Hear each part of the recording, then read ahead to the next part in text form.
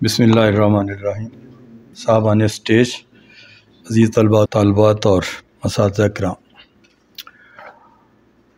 یہ بڑی خوشی ہوئی مجھے کہ اس محفل کو زیال صاحب کے اور اختر عثمان کی گفتگو نے بہت ایک ڈیفرنٹ محفل بنا دیا، بڑی کریٹیو تھاٹس والی، ایک روایتی قسم کے لیکچرز والی بات نہیں، اور جو اقبال کا منشا ہے کہ ایک سیلف جنریٹنگ فکری شخصیت پیدا کی جائے، اقبال کا یہ پرابلم۔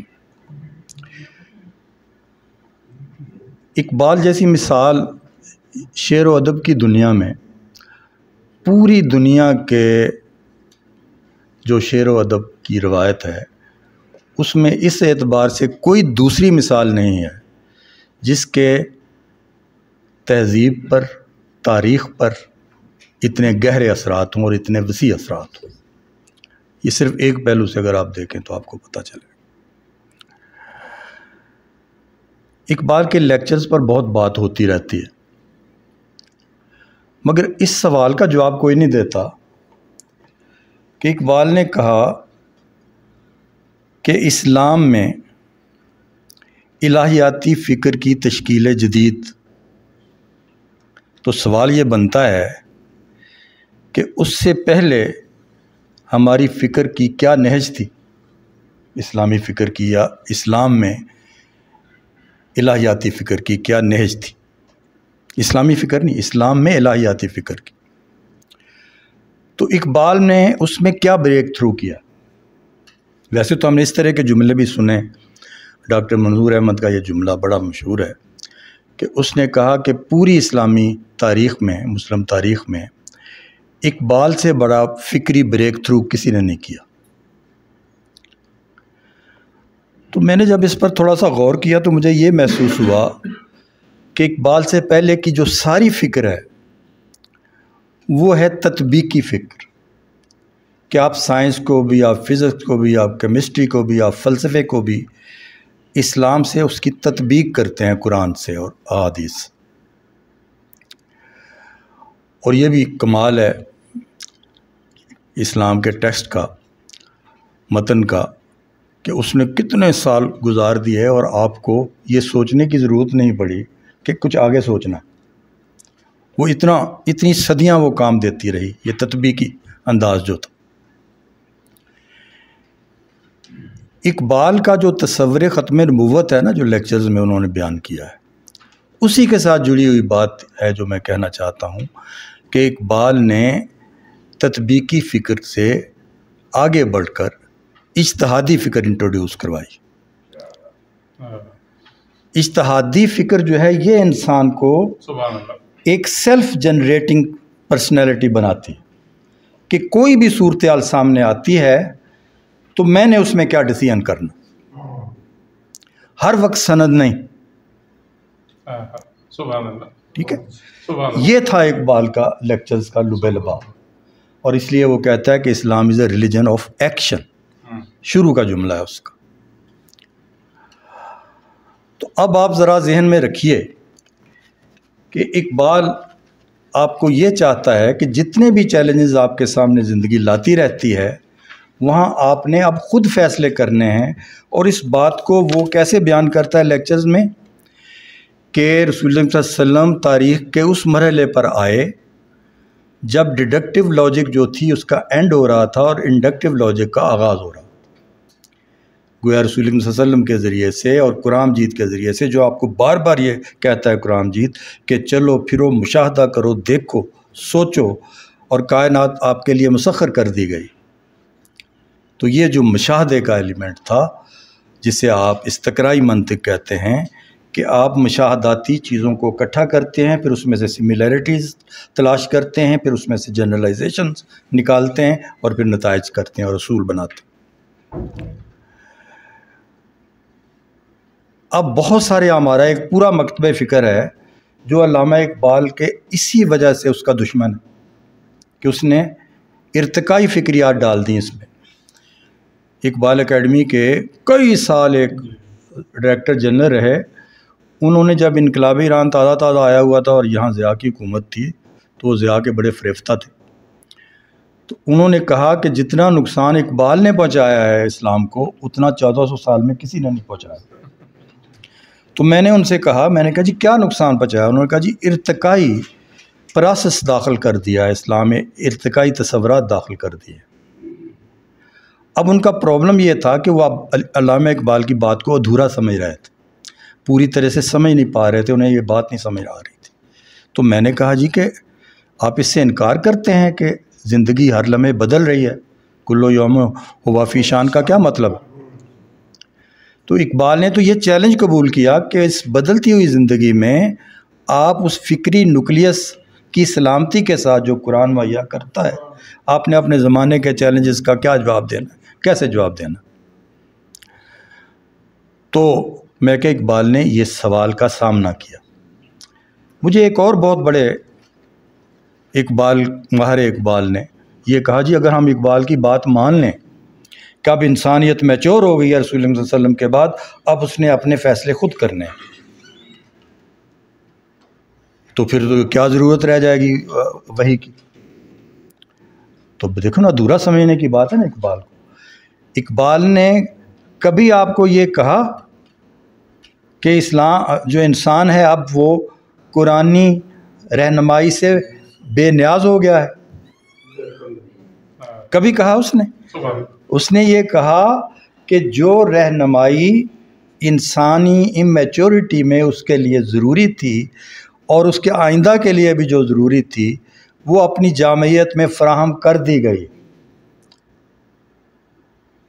اب یہ اس کو چلنا سکھا دیا ہے، اب اس سے مربوط رہ کر اپنے فیصلے وہ خود کرے۔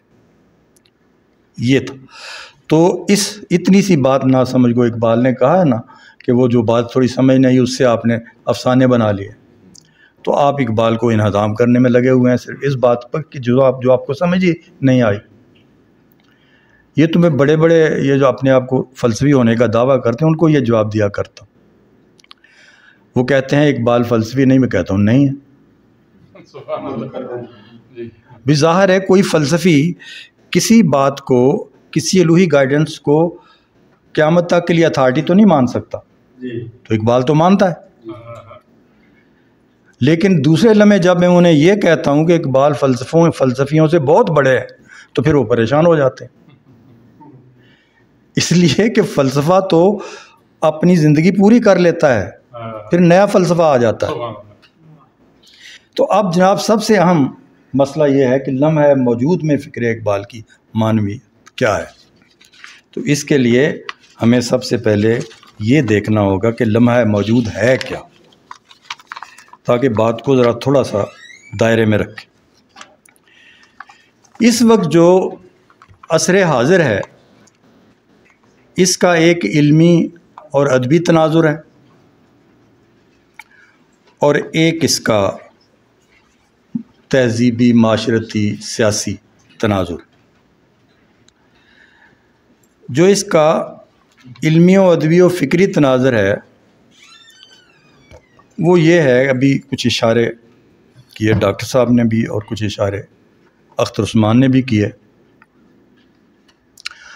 ایک تو تہذیبوں کا تصادم آج کے عہد کا بہت ایک ہاٹ کیک ہے اور چل رہا ہے۔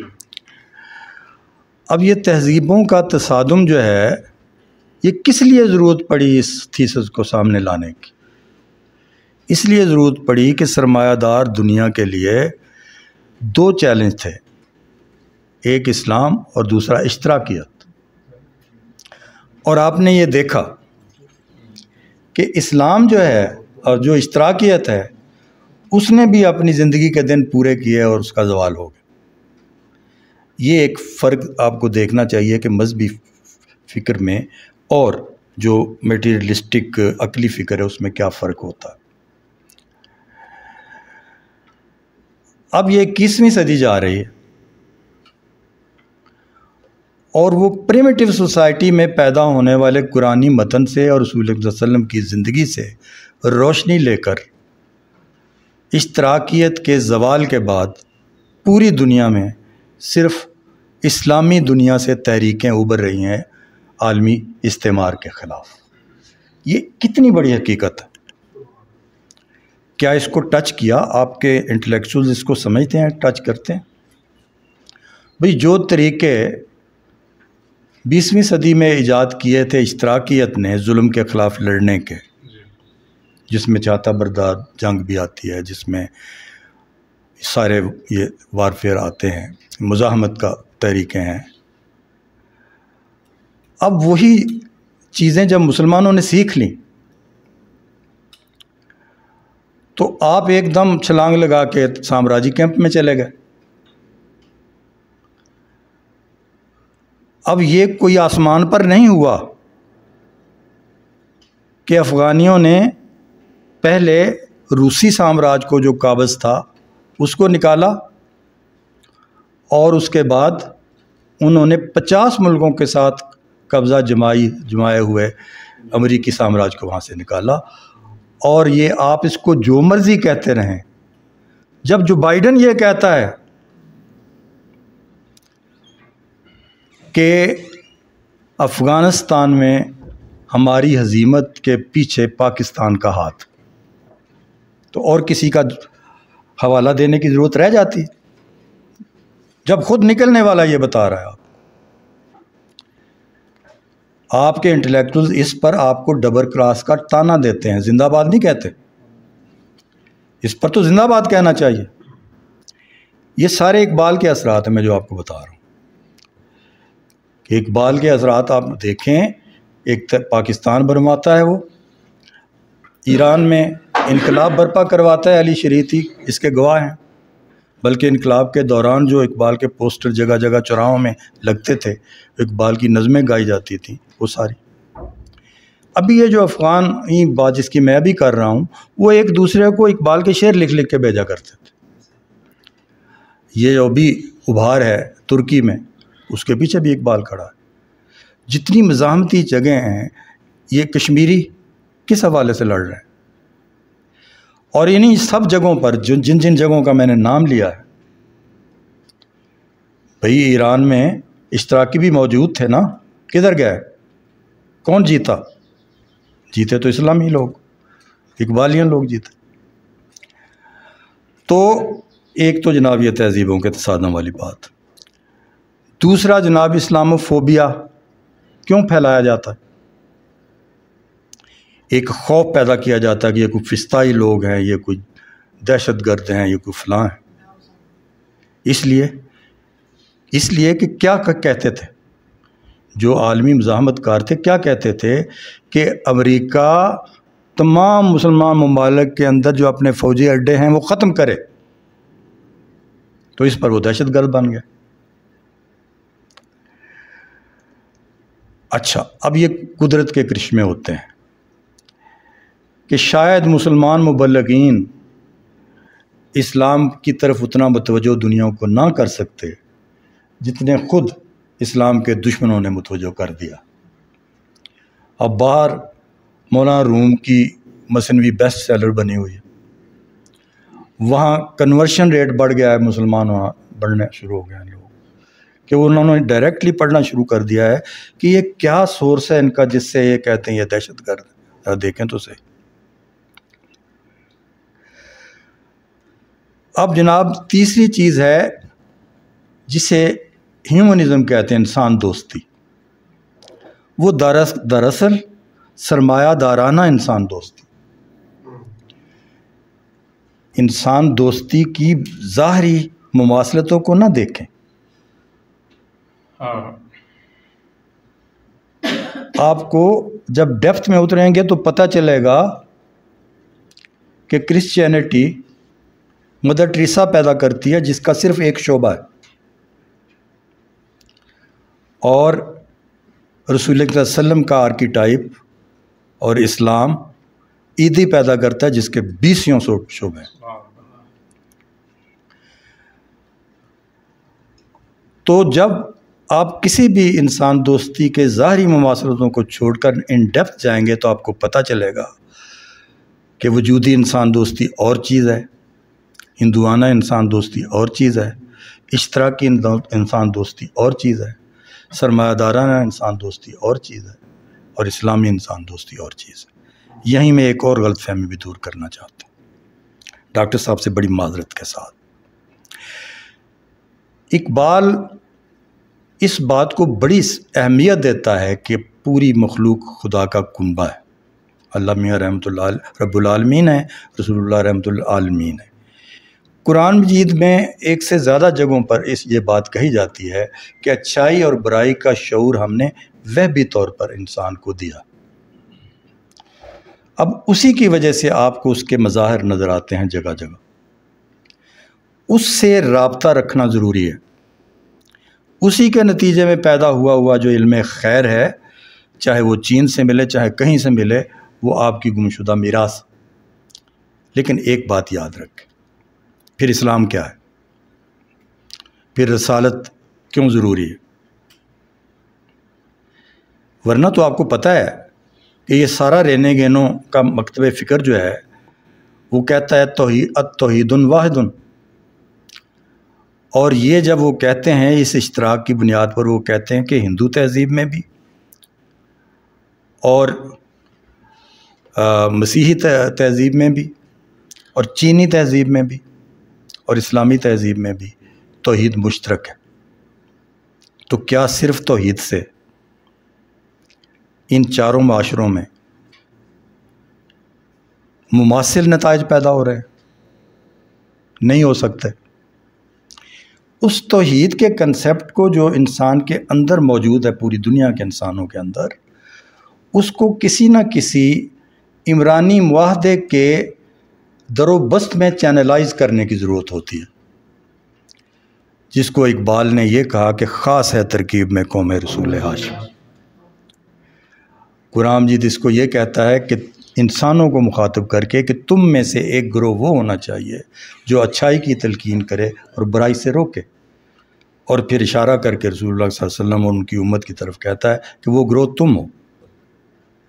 گویا اپنے بہترین پوٹینشیل میں قوم رسول ہاشمی پوری انسانیت کا ہراول دستہ ہے۔ یہ آپ کا وہ سٹیٹس ہے جس پر آپ کو فائز ہونا چاہیے۔ ایکچول اور پوٹینشیل کو ذہن میں رکھیں۔ ایکچول ہمیشہ پوٹینشیل سے دور فاصلے پر ہوتا ہے، مگر اس کا مطلب یہ نہیں ہوتا کہ آپ ایکچول سے کو اپنے اوپر اتنا حاوی کر لیں کہ پوٹینشیل کو بھول جائیں۔ اب ایکچولی کیا ہے؟ پوری دنیا لگی ہوئی ہے، یہ تہذیب معاشی طور پر تو انہوں نے آپ کو گھیرا ہوا، وہ تو کوئی پرابلم ہی نہیں ان کے لیے۔ وہ IMF کے ذریعے سے اور نیو کولونیلزم کے ذریعے سے، جس کی طرف ڈاکٹر صاحب نے اشارہ کیا، آپ ان کی گرفت میں ہیں، تو وہ آپ کی کس بات کے پیچھے پڑے ہوئے ہیں؟ آپ کے اس پوٹینشیل کے پیچھے جو قرآن سے، جو رسول اللہ صلی اللہ علیہ وسلم کی ذات سے آپ کے اندر موجود ہے، ان بلڈ آپ کی پوری باطن میں ہے۔ اس لیے میں کہا کرتا ہوں کہ سارے جو ویسٹ کے سوشالوجسٹ ہیں زور لگا رہے ہیں، ان کو ملت اسلامیہ کا تہذیبی باطن سمجھ میں نہیں آ سکتا۔ اقبال نے ایسے نہیں کہہ دیا تھا، جہاں میں اہل ایماں صورت خورشید جیتے ہیں، ادھر ڈوبے ادھر نکلے، ادھر ڈوبے ادھر نکلے۔ مجھے کسی نے ایک سیمینار میں کہا کہ جی اس کو ذرا پریزائڈ کر دیں، اس کا ٹاپک ہوگا مسلمانوں کے زوال کے اسباب۔ میں کہ بہت غلط ٹاپک ہے، اور بھئی ہماری رفتار بہت سست ہو سکتی ہے، ہم دنیا سے بہت پیچھے ہو سکتے ہیں، لیکن ہم تو زوال سے نکل رہے ہیں، زوال تو کسی اور کا آ رہا ہے۔ میں کوئی 2007 میں گیا امریکہ، تو وہاں ایک سیمینار اٹینڈ کرنے کا مجھے موقع ملا۔ وہاں اس وقت ایک اکانومسٹ تھا، یونیپولر ورلڈ کا زمانہ تھا، رشیا کا ڈاؤن فال ہو چکا تھا، تو وہ اکانومسٹ اس وقت یہ کہہ رہا تھا امریکہ کو کہ امریکہ جتنی جلدی اپنے اس وہم سے نکل آئے کہ وہ دنیا کی واحد سپر پاور ہے، اتنا ہی بہتر ہوگا اس کے لیے، اس لیے کہ ملٹی پولر ورلڈ طلوع ہو رہی ہے۔ آپ دیکھ رہے ہیں چین کس تیزی سے امریکہ کی اقتصادیات پہ حاوی ہو رہا ہے۔ تو اس لیے اب وہ سامراج جس نے دوسری جنگ عظیم کے بعد اپنے عالمی مفادات کے تحفظ کے لیے بڑے بڑے ادارے بنوائے تھے، تو ان اداروں کی سپورٹ سے اس نے افغانستان پر ڈیزیکیٹر برسا لیے، مگر عراق پر حملہ کرنے کے لیے تو اسے کوئی تائید نہیں ملی کہیں سے۔ اس نے پھر پریمپشن کا کنسیپٹ، جو بدماشانہ کنسیپٹ ہے، وہ سامنے لائے۔ ایک بھی آپ مجھے انٹلیکچوئل دکھا دیں جس نے پریمپشن کے خلاف کوئی بات کی ہو کہ یار یہ بہت ہی زیادہ یہ جو ڈی ہیومنائزڈ قسم کا اور ان ہیومن کنسیپٹ ہے کہ جہاں سے مجھے خوف ہوگا، خطرہ ہوگا میرے نقصان کا، میں وہاں پہلے حملہ کروں گا۔ یہ بدماشی نہیں تو اور کیا؟ تو یہ اس کے ڈاؤن فال کی نشانیاں ہیں۔ ابھی آپ دیکھ لیں کیا صورتحال ہے کہ وہ خود کہہ رہا ہے کہ مجھے نکلنا پڑا ہے افغانستان سے، یہ عزیمت ہے ہماری، اور اس کے بعد سے اس نے آپ کے شکنجے سخت کر دیے ہیں آپ کے اوپر، اور اس کی وہ ایفرٹ جس میں آپ کے کچھ اس کے کارندے آپ کی بیوروکریسی میں سے بھی، آپ کی فوج میں سے بھی، آپ کی ہر جگہ میں سے شامل ہو کے یہ کہتے تھے کہ چین ہمیں اپنی کالونی بنا لے گا۔ یہ کیا سازش تھی؟ یہ آپ کا گیم چینجر جو پروجیکٹ تھا سی پیک، اس کو روکنے کے لیے وہ کئی بار کہہ چکا ہوں کہ نہیں مجھے نہیں یہ پسند، میں نہیں یہ چاہتا، یہ مت کرو۔ لیکن میں ایک بات کہا کرتا ہوں کہ انسانی تاریخ میٹا فزیکل مداخلت کے ایلیمنٹ کے بغیر سمجھ میں نہیں آ سکتی۔ ایک دفعہ نہیں ہوتا، 20 دفعہ ہوتا۔ ایسٹ پاکستان جب سیپریٹ ہوا تھا، اقبال نے اس کو پہلے بھی ایک طریقے سے بتایا ہوا ہے۔ اس نے کہا تھا پاسباں مل گئے کعبے کو صنم خانے سے۔ تو کیا اشارہ کر رہا ہے؟ یہی اشارہ کر رہا ہے۔ جب ایسٹ پاکستان سیپریٹ ہوا تھا تو اندرا گاندھی اس پاکستان کو ڈیمالش کرنے کا پروگرام بنا چکی تھی۔ 2-3 دن کی بات تھی کہ ختم ہو جاتا۔ امریکہ کے عالمی مفادات میں یہ فٹ ان نہیں ہوتی تھی بات، تو اس نے ہم پر نہیں کوئی احسان کیا۔ یہ میں پھر آپ کو کہوں گا اس نقطہ نظر سے ہسٹری کو سمجھنے کی کوشش کریں جو میں کہہ رہا ہوں میٹا فزیکل مداخلت کا۔ آپ کا ظلم کسی کے لیے سزا ہوتا ہے، اور بعض اوقات یہ ہوتا ہے کہ آپ کی جو اچھائی ہوتی ہے وہ بھی کسی کے لیے سزا ہوتی ہے۔ یہ قدرت کے طریقے۔ تو پھر امریکہ نے دھمکی دی تھی کہ خبردار یہ کام کیا تو آپ تباہ ہو جائیں گے۔ تو اب بھی کیا ہوا؟ آپ نے چین کو بیٹرے کیا، تو آپ کو جو انٹرنیشنل کمپلشن سی اس کے نتیجے میں واپس آنا پڑا، ناک رگڑ کے چین کو منانا پڑا۔ اور آپ کو یہ سمجھ آئی کہ آپ جو نیا کیمپ جو ابھر رہا ہے اس سے 100% دور نہیں جا سکتے، تو آپ نے اسی بندے سے یہ سٹیٹمنٹ دلائی جو توسیع مکروہ پر آپ کے اوپر سوار تھا کہ ہم نہ چین کو چھوڑ سکتے ہیں، نہ ہم امریکہ کو چھوڑ سکتے ہیں۔ چین ہمارا اسٹریٹجک پارٹنر ہے اور امریکہ ہمارا اکنامک پارٹنر ہے۔ For the first time 75 years میں آپ نے یہ میسج دیا امریکہ کو کہ اب آپ ہمارے اسٹریٹجک پارٹنر نہیں رہے۔ یہ کسی شوق سے ایک بار بنائے بصیرت نہیں آپ کر رہے، یہ قدرت کے وہ پریشرز ہیں جو پاکستان کے ساتھ انٹیگریٹڈ ان کے ذریعے۔ اور دوسرا میں آپ کو بتاؤں، دوسرا یہ کہ تہذیبیں کیسے سفر کرتی۔ تہذیبیں کسی حکمرانوں کے انیشیٹو سے نہیں سفر کر رہی ہوتی، آگے بڑھ رہی ہوتی۔ یہ جو دنیا کی جنگ ہے نا، وہ تو اقتدار کی جنگ ہے ساری کی ساری۔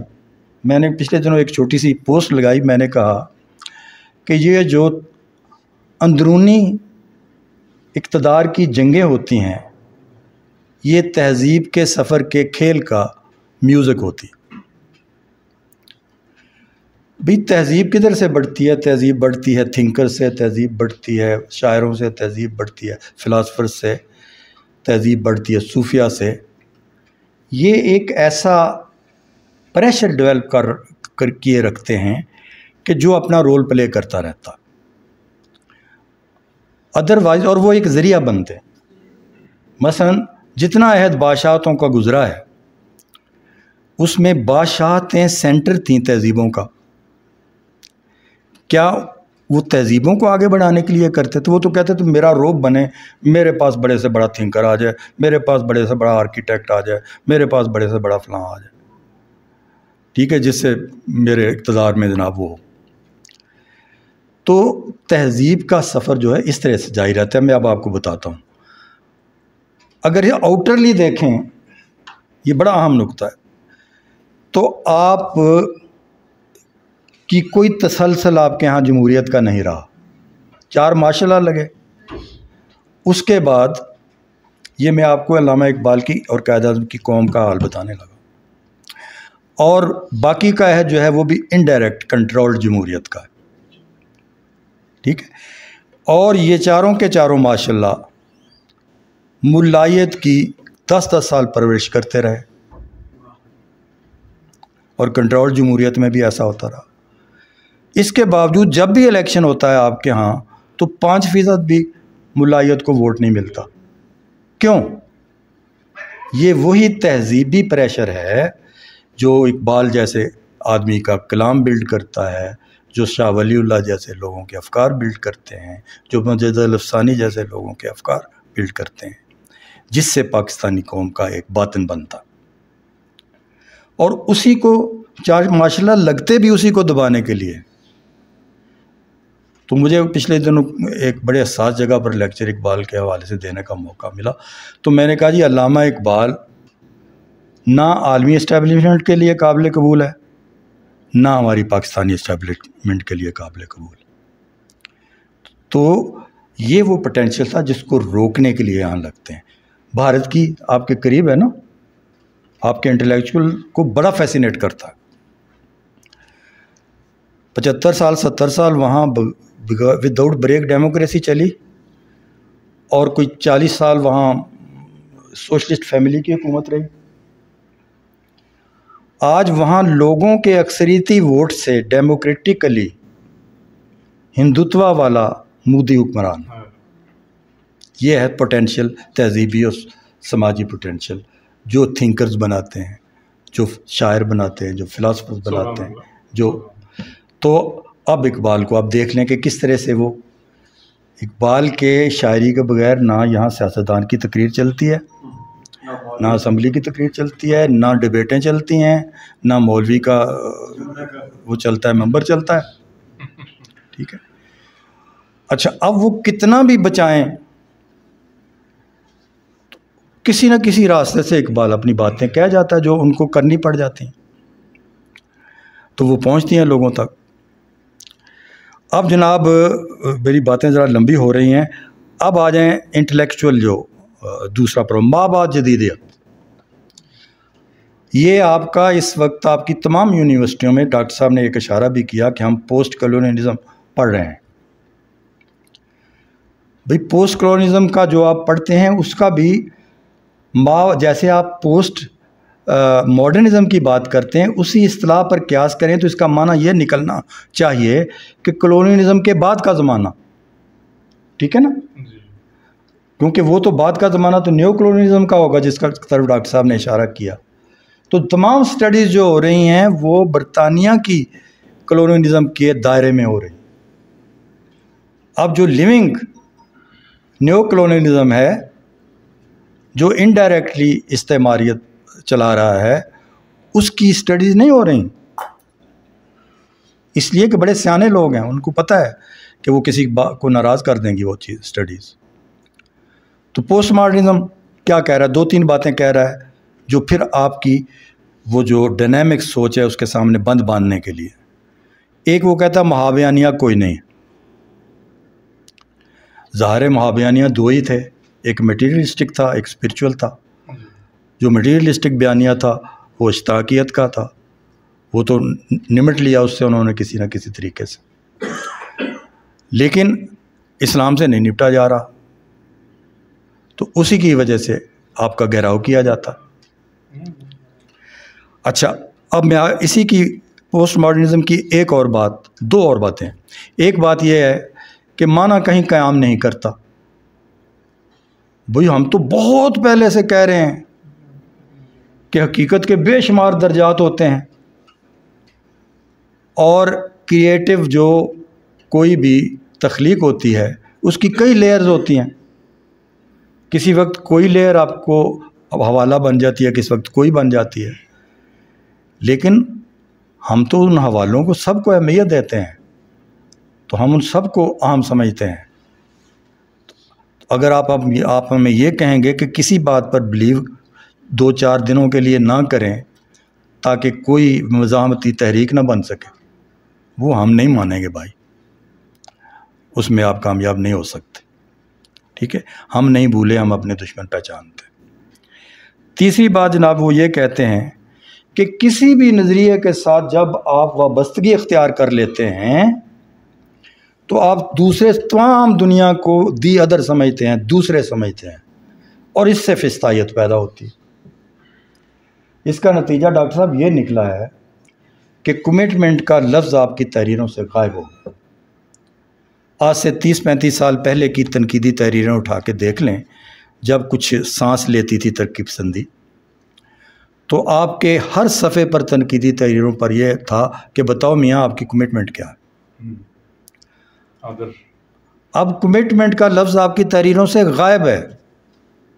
اب یہ ہے وہ پوٹینشیل جس کی طرف میں نے آپ کو اشارہ کیا کہ جو تصور انسان اسلام دیتا ہے اس میں ساری دنیا کے جو انسان جس کو بہتر انسان سمجھتے ہیں وہ سارے اس میں گم ہو جاتے ہیں، وہ ان سے کہیں بڑا ہے تصور انسان، وہ ہمیں دنیا کے کسی قوم سے، کسی معاشرے سے ربط رکھنے سے روکتا نہیں ہے، اس لیے کہ پوٹینشلی سب کے اندر اللہ میاں نے خیر رکھا ہوا۔ اب اسی سے دیکھیں، اسلامی تحریک جب بھی کسی بھی جگہ جاتی ہے تو وہ کیا کرتی ہے؟ 4 بنیادوں پر اپنا عمل کرتی ہے۔ نمبر 1 پر وہ یہ کرتی ہے کہ جو وہ بھی سورس سے یا منبع سے، سرچشمے سے خیر پھوٹا ہوا ہوتا ہے اس کو ایز اٹ از قبول کر لیتی ہے، چاہے ترکی میں جائے، چاہے ہندوستان میں جائے، چاہے کسی اور جگہ جائے۔ اور نمبر 2 پر یہ کرتی ہے کہ جن کلچرل ٹریٹس کو موڈیفائی کر کے اسلامائز کیا جا سکتا ہے اسے موڈیفائی کر لیتی ہے، جیسے ہم نے یہاں موسیقی تھی تو ہم نے بھجن سے قوالی بنا لی۔ تیسری وہ یہ کرتی ہے کہ جن کے ساتھ کوئی کمپرومائز نہیں ہو سکتا، مستقل قدریں ہیں، جو نیوکلیس ہے ہماری قدروں کا، ان کو ایلیمینیٹ کرتی ہے۔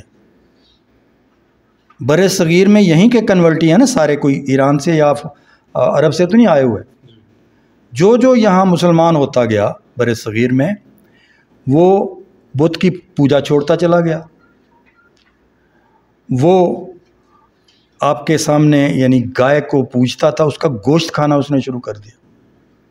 یہ کچھ چھوٹی تبدیلیاں، اس سے بر صغیر میں ایک تہذیبی قومیت بنی۔ تو پاکستان اس تہذیبی قومیت کی دین ہے، یہ صرف مذہبی تحریک نہیں تھی۔ پاکستان مذہب کی بنیاد پر نہیں، نہ صرف ٹیریٹری اور زبان کی بنیاد پر آپ کو ملا۔ یہ بھی جو اقبال آپ کو کہتا تھا خاص ترکیب میں قوم رسول ہاشمی، تو اس قوم رسول ہاشمی کے قبیلے ہیں، ترکی اسلامی تہذیبی قومیت، ایرانی اسلامی تہذیبی قومیت، بنگلہ دیشی اسلامی تہذیبی قومیت، انڈونیشین اسلامی تہذیبی قومیت۔ اور اب بر صغیر میں یہ تو تاریخ آگے بڑھ رہی ہے نا، وہ کام جو خوش اسلوبی سے ہونا چاہیے تھا، اور قرارداد پاکستان تو پہلے چاہتی ہی نہیں تھی کہ آپ ایک کریں دونوں کنٹریز کو، وہ ویسٹ انڈسٹ نے ایک کیا، تو آپ کو واپس اسی پر جانا پڑا قرارداد پاکستان پر۔ وہ آپ نے خون کی ندیاں بہا کے کیا، مگر آج مجھے بتائیں کہ ایک تو وہ مرج نہیں ہوا ہندوستان میں۔ آپ کے یہاں بہت سارے انٹلیکچوئل کوٹ کرتے ہیں ابوالکلام آزاد کو، بھئی ابو الکلام آزاد یہ کہہ رہا تھا کہ پاکستان نہ بنائیں یہ ٹوٹ جائے گا، وہ نہ بنائیں پر زور دے رہا تھا۔ تو کیا بنگلہ دیشیوں نے کہا کہ غلطی کر لی تھی بنا کے واپس جاتے ہیں؟ بنانے پر تو قائم ہے نا کہ ہندوستان سے آزادی لینا تو بہت ضروری تھا، اسی آزادی کی انہوں نے حفاظت کی جو آپ سلب کر رہے تھے ان کی۔ تو اب جو کفر نے کیا، پوری دنیا کی طاقتیں اس پر متفق تھیں توڑنے میں، تو انہوں نے کیا کیا؟ انہوں نے 2 ملک بنا دیے، 2 فوجیں کھڑی کر دیں۔ اس کے مستقبل میں دیکھیے کیا نتائج نکلتے۔ تیسرا آزاد ہونے والا ہو کے رہے گا کشمیر۔ تو جناب یہ تو تھے جو میں نے آپ کو عرض کیے کہ علمی دنیا۔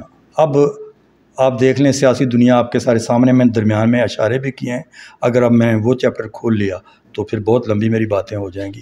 تو بہت بہت آپ کا شکریہ۔